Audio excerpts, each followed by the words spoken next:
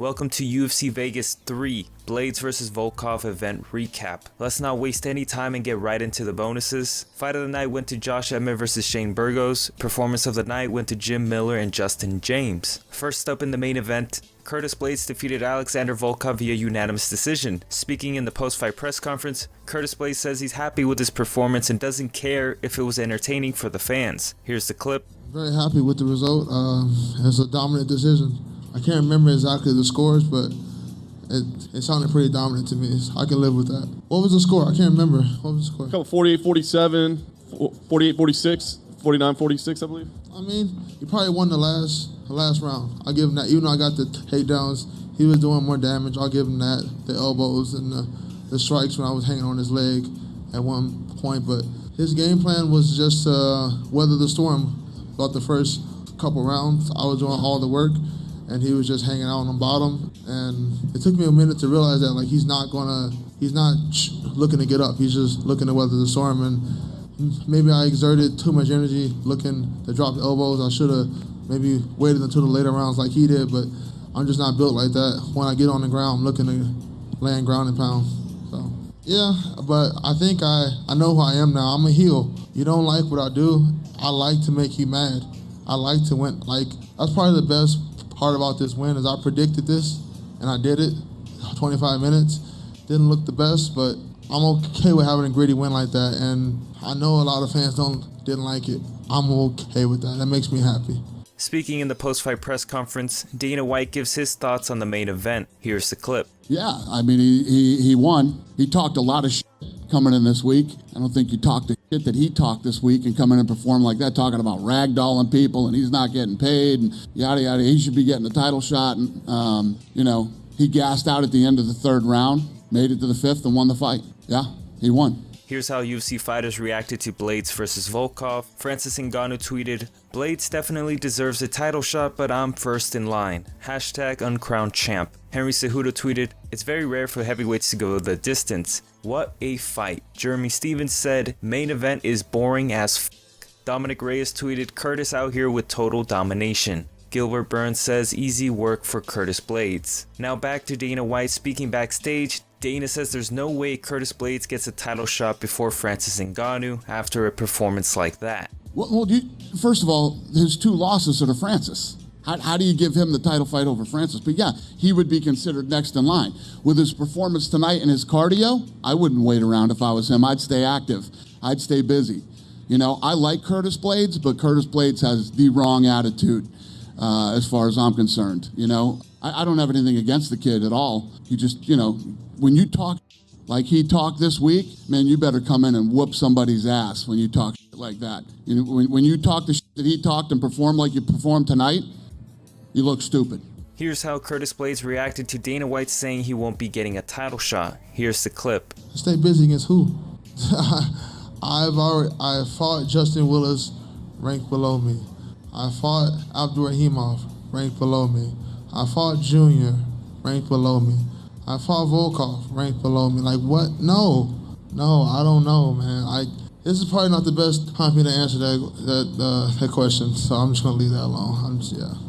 Next up in the co-main event, Josh Emmett defeated Shane Burgos via unanimous decision. Speaking backstage, Josh Emmett says he believes he blew his ACL during the fight and had to bite down on his mouthpiece and push through it. It was good, like I said, I'm willing to go through anything just to get my hand raised, and I mean it, I think a lot of people in my position, what I just experienced, would have just quit, in the first 45 seconds. I think I blew my ACL, and it was just giving out. I've never experienced anything like that, and it was painful, but the first thing in my mind was I just have to adapt to it and just fight on one leg, and I was like, I'm not going home with half a check, so I'm going to bite down on my mouthpiece, dig deep, and that's exactly what I did. I just felt like I just kind of stood there. You watch a lot of my fights, I use a lot of movement and lateral movement. I felt like I just couldn't, so I had to stand there and play sock'em rock'em robots. Speaking backstage, Dana White reacts to the co-main event and says that it was incredible. Incredible. He looked good,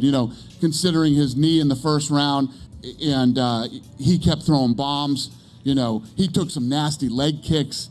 and kept throwing bombs. He hit Burgos. Burgos went down. Burgos got back up. Both guys had unbelievable chins. It was a very fun fight. The thing that I feel sorry for these two guys are that fight was incredible, and it's obviously a candidate for Fight of the Year. But the problem is this year is Joanna Jędrzejczyk versus Weili Zhang happened, you know? And if you look at what was on the line, it was 5 rounds, and it was just fucking badass. It just sucks for those two because that fight was incredible. Now back to Josh Emmett. Speaking backstage, Emmett says he's done being a gatekeeper and wants fights that will get him to a title shot. Here's the clip. Oh, I didn't even scratch the surface what I'm capable of.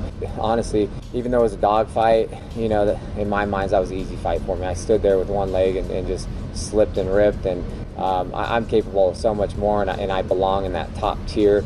And I can compete with anyone in the world, and I feel like if the best me shows up, there's no one in the world that can beat me. So it's like I'm tired of kind of being the gatekeeper and just fighting all these veterans, these top prospects, these up and comers. Like I'm kind of through with that. I want to fight up. I want to be a world champion. I can be a world champion. I can compete with anyone. So that's, you know, from here on out, I want to fight someone that's going to get me like a title eliminator, or if something happens, filling for, you know, the championship. You know, Volkanovski is a great champion. I think him and I are very similar in styles, and we would be a super exciting fight. Next up, we got the first fight on the prelims. Austin Hubbard defeated Max Rohskopf after Rohskopf refused to continue the fight after the second round. Now this has caused some controversy on social media because footage surfaced showing Max Rohskopf telling his corner to call the fight multiple times. Here's a clip of what exactly went down. Call it. Listen. Call it. Huh? Call it. You're gonna beat this guy, Max. We got this. You can beat this guy. Listen, no, listen. Rob, call it. No, we got this, Max. Okay, stop it. We got this. Okay, breathe. Okay, catch your breath. No. We're gonna beat this guy. Keep it on your feet. You're gonna clinch. No, call it. You sure you're gonna lose, Max? Yeah. We got this, Max. I don't want to do this anymore. No, we got this, Max. No, you're a champion. I don't have it. You're a champion. Stop it. I don't have it. Stop it. You're a champion. You're a champion. We're gonna clinch. Finish this round on top of it under the decision, okay? Get on top of him. Out wrestle him. You want to fight or no? He wants to call it. He wants to call it. Speaking in the post-fight press conference, Dana White defends Max Rohskopf's decision to quit during the fight. Here's the clip. So apparently his manager has been terrorizing Sean Shelby that this guy is the guy, this guy's the future of the sport. And finally Sean said, okay, I'll bring him in. I got a last-minute replacement, and brought him in. And that was his performance tonight. Man, let me tell you what, in this fucking sport, if you're done, you're done. You should absolutely be able to quit, you know? I know that it's frowned upon, but guess what? Anybody that would talk shit about you quitting isn't in there fighting. It's real easy to be a critic. What these kids do is a whole nother level, man. I don't, you know, as the guy who runs this organization, as the guy who is involved in the matchmaking and everything else, you know, you see these kids. We deal with managers from all over the world. They're like, oh, this guy's the guy, this guy's the guy. And you get this, when you get here, this is a whole different level, man. And that guy's not ready, and he might not ever be ready. And some of us, and I've told you guys this many times before. I believed one day, that, you know, back in the day that I was a fighter and I wanted to do this and that. And one day I found out that I wasn't.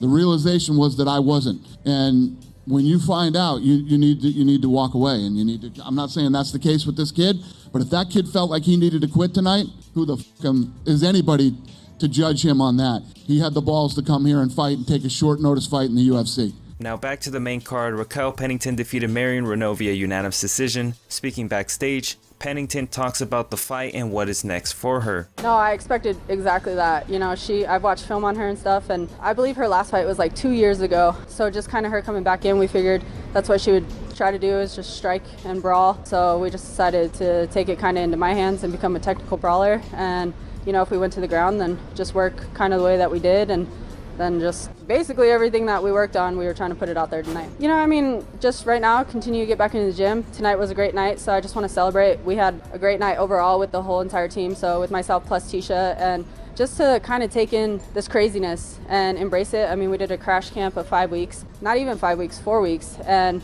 let's just enjoy it. And then I would love to just get back into the gym. Tonight was actually pretty fun, realizing what it's like to kind of just slug with somebody, have a little slugfest. So I think I'm back in the gym and I'm on a new mission.